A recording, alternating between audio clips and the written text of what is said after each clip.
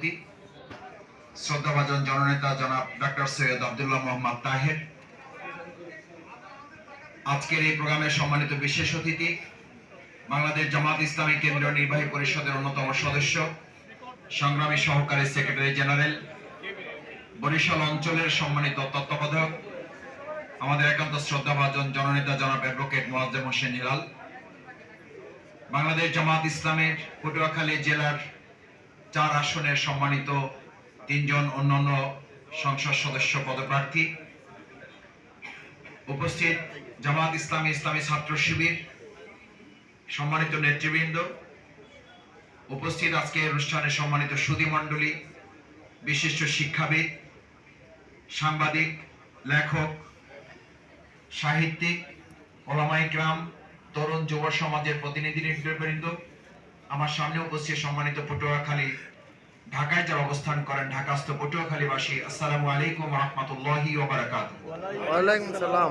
প্রধান অতিথি কিছুক্ষণের মধ্যে আমাদের সামনে গুরুত্বপূর্ণ বক্তব্য রাখবেন।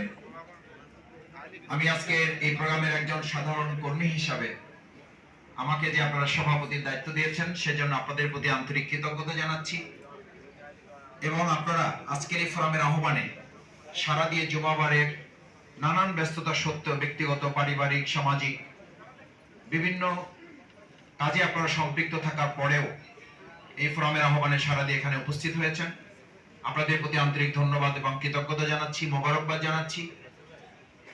সম্মানিত পটুয়াখালীর, ঢাকায় যারা অবস্থান করেন ঢাকাস্থ পটুয়াখালীবাসী, আমাদের এই প্রিয় মাতৃভূমি বাংলাদেশ অত্যন্ত সমৃদ্ধ, সুজলা সুফলা হিসেবে আল্লাহ সুবহানাহু ওয়া তাআলা এটাকে অসম্ভব নিয়ামত পূর্ণ করেছেন।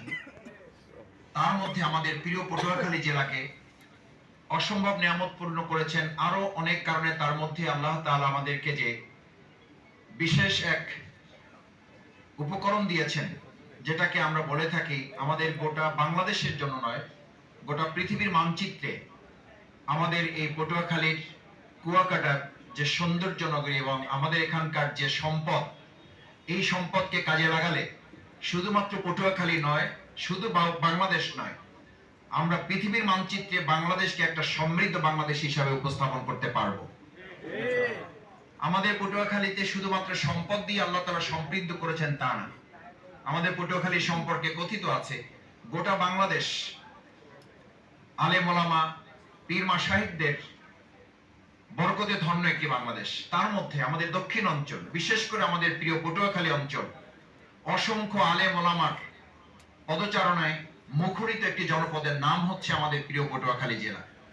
আমাদের এই দক্ষিণ অঞ্চল, যেই দক্ষিণ অঞ্চলকে বলা হয় বিগত 53 বছর দেশ স্বাধীনের পর, বিশেষ করে বিগত 17 বছর বিনা ভোটে, অবৈধ ভোটের মাধ্যমে ফ্যাসিস্টদের দখলে রাখার চেষ্টা করা হয়েছে, দমিয়ে রাখার চেষ্টা করা হয়েছে, বঞ্চিত করে রাখার চেষ্টা করা হয়েছে যে অঞ্চল, সেই অঞ্চলের নাম হচ্ছে আমাদের দক্ষিণ অঞ্চল, বরিশাল অঞ্চল, আমাদের পটুয়াখালী অঞ্চল। আমরা 2025 সালে এসে পটুয়াখালীবাসী ঐক্যবদ্ধ ভূমিকা পালন করার মাধ্যমে বিগত 53 বছরের ইতিবাচক প্রতিশোধ আমরা গ্রহণ করতে চাই, এবং সেই লক্ষ্যে আমরা শুধু পটুয়াখালীর 4টি আসন থেকে নয়, বরিশাল অঞ্চলের প্রত্যেকটি আসন থেকে দেশপ্রেমিক ইসলামপন্থী প্রার্থীদের বিজয় করার মধ্য দিয়ে দক্ষিণ অঞ্চলে আল্লামা দেলোয়ার হোসেন সাঈদী রাহিমাহুল্লাহর প্রতি যে জুলুম করা হয়েছে তার এক অত্যন্ত ইতিবাচক প্রতিশোধের জন্য আমরা এই আসনগুলো ইসলাম এবং দেশপ্রেমের পক্ষে বিজয় করতে চাই। আল্লামা দেলোয়ার হোসেন সাঈদী রাহিমাহুল্লাহ তার রক্ত এবং জীবনের বিনিময় হিসেবে তিনি যে কথা বলেছিলেন যে আমার রক্ত এবং জীবনের উপরে এই বাংলাদেশে একসময় ইসলাম বিজয়ী হবে, সেই ধারা আমরা আমাদের বরিশালের দক্ষিণ অঞ্চল পটুয়াখালী দিয়ে শুরু করব ইনশাআল্লাহ। সম্মানিত পটুয়াখালীবাসী, আজকে পটুয়াখালী ফোরাম এটি একটি অরাজনৈতিক নিরপেক্ষ একটি সংগঠনের নাম। আলহামদুলিল্লাহ আমরা এখন যে সরকারে আছি এটিও নিরপেক্ষ একটি সরকারে বাংলাদেশ পরিচালিত হচ্ছে। আমরা এই সরকারের কাছে নিরপেক্ষ এই অরাজনৈতিক প্ল্যাটফর্ম থেকে আমরা এই প্রত্যাশা ব্যক্ত করতে চাই, বিগত 17 বছর যারা ভোট দিতে পারে নাই তারা যেন আগামী দিনের জাতীয় সংসদ নির্বাচনে ভোট প্রদান করতে পারে, তার জন্য বিচারের কাজ সম্পন্ন করতে হবে। তার জন্য সংস্কারের কাজ সম্পন্ন করতে হবে। তার জন্য একই সাথে বিচারের জন্য দৃশ্যমান আমাদের সামনে কিছু বিষয় তুলে নিয়ে আসতে হবে।